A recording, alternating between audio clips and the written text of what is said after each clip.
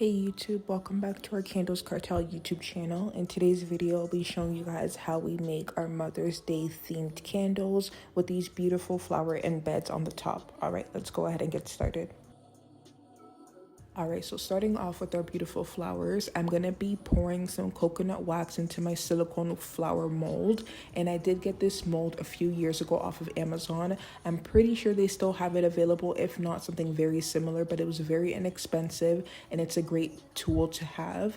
Now, I do make my candles with coconut wax, so it only made sense to make my embeds or my wax melts on top with coconut wax as well. You can use paraffin wax if you're not used to coconut wax, because as you can tell here, coconut wax is very soft. So a lot of my embeds were breaking and I had to put them back together, which is not too hard because it's coconut wax, it's very soft. So when they break apart, you can easily just push it back together. Make sure that you're following the lines of the flower and make sure that everything is still even, but they do break apart very easily if you're not gentle. I was moving fairly quick here, so here you just see me putting it back together. Like I said, they're very soft and they come together very well. And I did also make these flowers in multiple colors, as you can see here. Very fun, very easy to make. But this is basically the embeds that are going to be on the top of the candle. They are not scented, which is fine because our candles are already going to be scented regardless. So the embeds are really just there to act as decoration. So now moving on to the actual candles themselves, I already have my wicks on their stickers. All I have to do now is just place them in the center of the jar. And with these jars, it already has a circle in the center, so you can kind of see, you already have a guideline of where your wick should be placed, which makes it that much easier.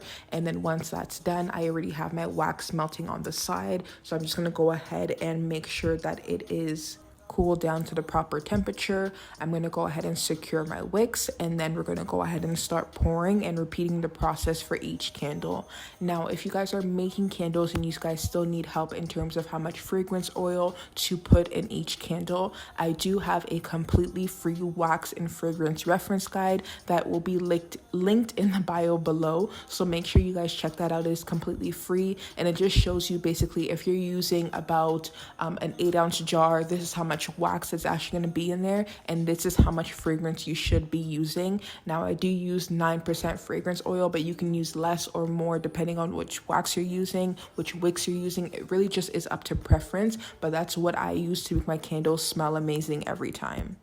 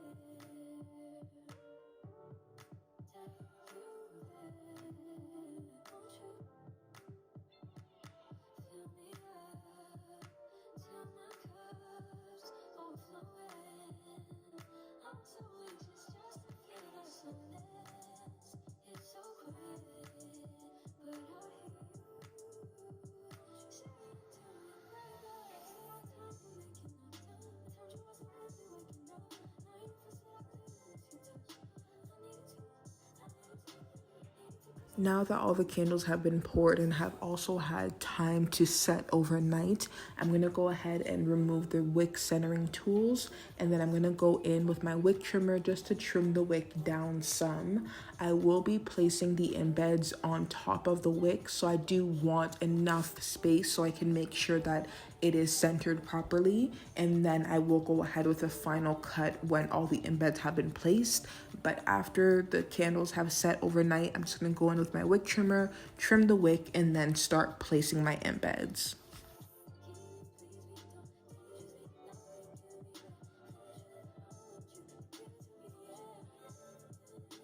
Once all the wicks have been trimmed, we're just going to go in with a sharp tool. Here I'm using an old thermometer, but you can use a toothpick or a skewer just to basically make a hole in the middle of the wax melt, just like so. That way you can easily slide it on top of the wick. Now you want to make sure you're placing your embeds on your candle before you melt it down again, because once the wax is melted on the top, it gets very hard to move and place those embeds again. So make sure you're doing this step prior to melting anything. As I stated earlier in the video, because I am using coconut wax for the wax melt embeds, it is a little bit softer, so you will see this one, especially this one, it did give me a little bit of a hard time, but I just kept playing with it and placing it back together, and then I made the hole in the middle and slid it right on top of the wick, and it fit perfectly. Now I'm just going to go ahead and do the rest of these candles and let you guys watch.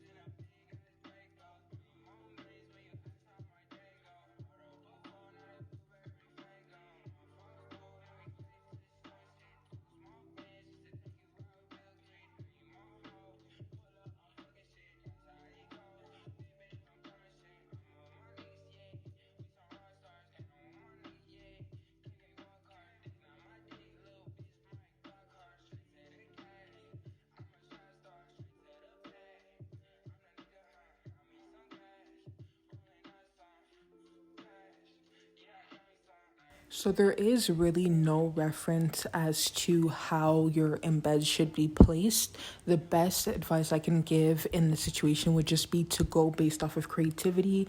Like here you see me switching out the big pink wax melt for a white one just because I felt like that candle looked too pink. It's basically just based off of preference and creativity. The great thing about making these candles is that you can make them as similar as you would like or as different as you would like. The result in the end is always beautiful because it's coming just based off of your creativity.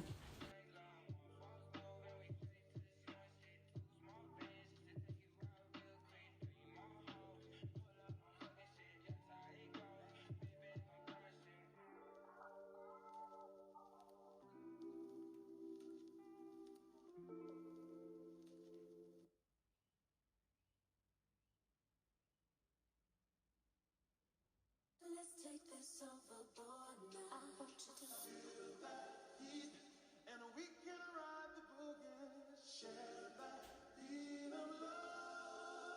I wanna ride the all night, work it in the middle. Once I'm satisfied with the placement of the embeds, I'm just going to go ahead and turn the candle upside down to remove the embeds. And then I'm going to go in with my heat gun just to melt the top of the candle. That way I can go ahead and place my embeds. And now, since it is melted wax on wax, you do have to be very careful because the embeds slash wax melts will start binding right away. Like, it's basically going to be like glue to these wax melts. So you do want to be careful. This is why we placed our embeds prior to melting anything down, just to make sure that we knew where we wanted to place them, because once you place them, as you can see here, it's very hard to move again. So just make sure that you take time to map out where you want them to be creative with it. You know, no candle has to look the same. You can make them look as different as you want, but just make sure you're taking the time to do that prior to melting the wax at the top. And once I'm satisfied with the placement, I'm just going to go ahead and push that off to the side and move on to the next candle. Repeat the exact same process. So flip the candle upside down, remove the wax melt, and then melt the top of the candle only with your heat gun and place the embeds back on top. And just repeat the process with all the candles. Like I said, you can make them as similar as you would like or as different as you would like. Just use your creativity. And this is basically how all the candles turned out. I really hope you guys enjoyed this video. If you haven't already, please make sure to give me a like, comment if you have any questions, and subscribe to the channel. See you in the next one.